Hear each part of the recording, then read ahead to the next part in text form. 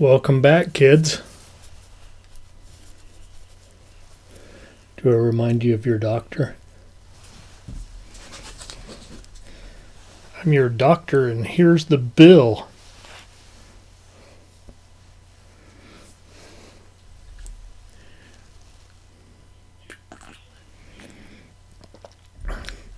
I can't remember what that drink's called, but it's really tasty. It's basically just a Rob Roy with like a quarter ounce, maybe just a bar spoon of Drambuie. This, don't ask me what that says. Well, I might be able to figure it out.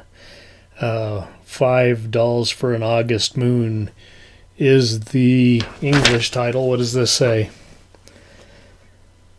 Sang Bambula per la luna de Augusta, moon of August. Yeah. Adds up. Bambole? Does that mean doll? Okay. Ira Furstenberg, William Berger, Edwige Fenech. Howard Ross, Helena Ronay, Theodoro Cora, Frederica Di Galliani, Edith Maloney, Mauro Bosca, Maurice Poli. That's a lot of people. And we know and love one of them.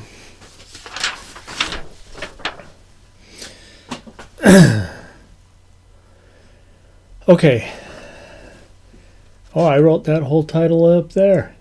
Look at that. $5 for an August moon, 1970. PAC. Director Mario Bava and starring the only one I've heard of, Edwige Fenech.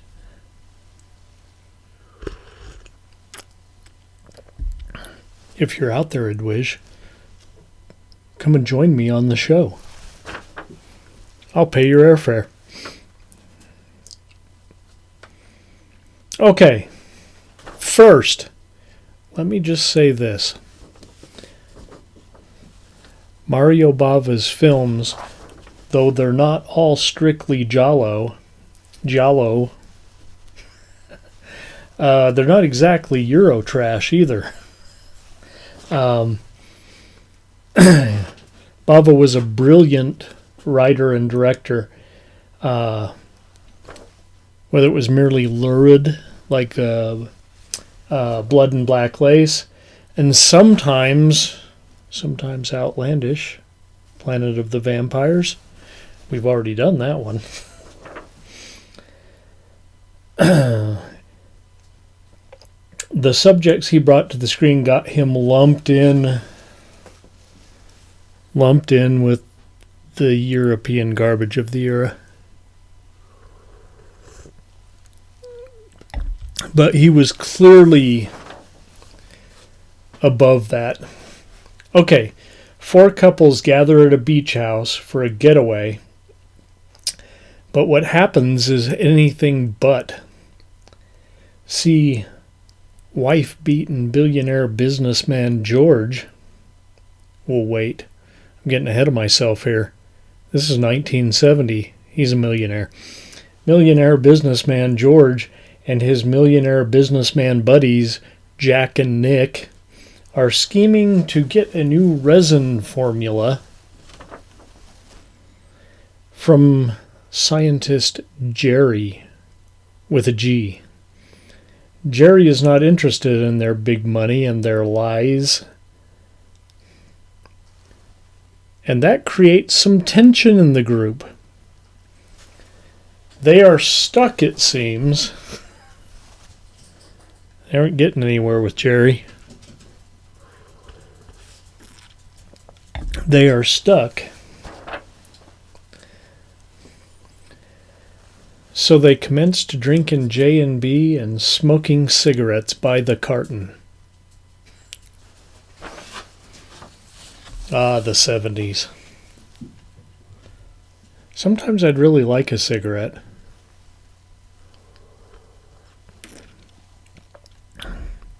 I wasn't a huge smoker, but I did smoke for 30 years.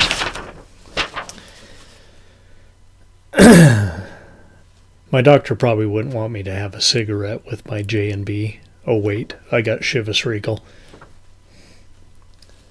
It'll do.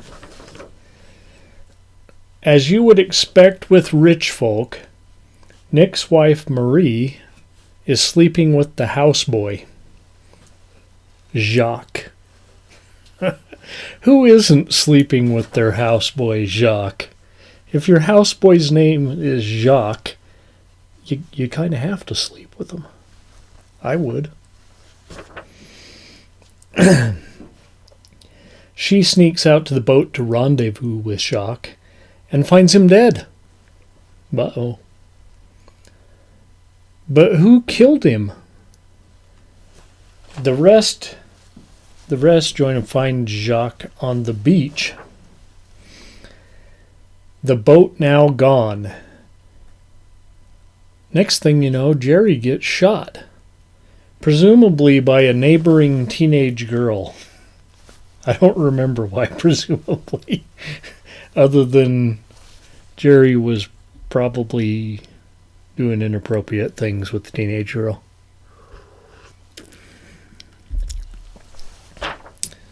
It wouldn't be unheard of in 1970. Shit, it's not that unheard of now. And Jack's wife turns up dead too. We up here, Jack and Nick. Yeah, Jack's wife turns up dead too. They all realize there's a killer in their midst. I know what you're thinking. This is not exactly an original plot. But here is where Bava excels. You don't know who is conning who or who will be the next victim, let alone who the killer is. We don't know what the fuck's going on. When help arrives, they find the house empty, although they didn't check the walk-in refrigerator where the bodies have been piling up. It all comes down to three. George, our original guy, wife-beaten millionaire businessman George, Jack, and Trudy. Or does it?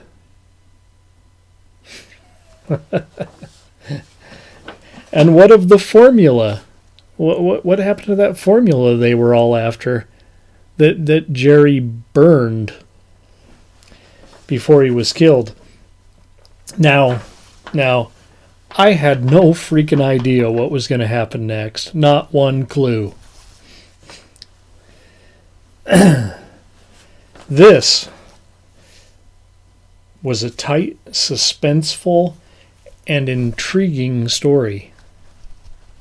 See me making a fist? Brought to the screen perfectly by a master storyteller. And guess what? This is one of those 5-ring movies. 5 rings. $5 for an August moon.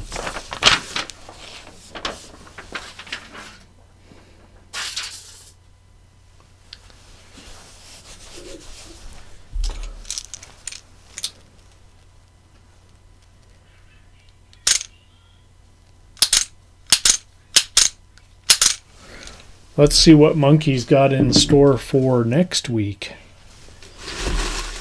That was going to be a 54-hour week again, but I'm not so sure.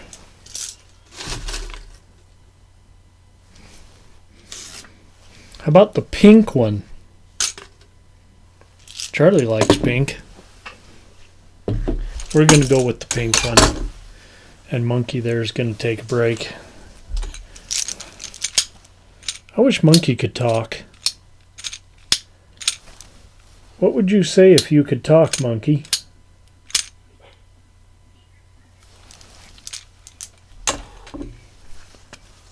He'd probably want me to share my drink.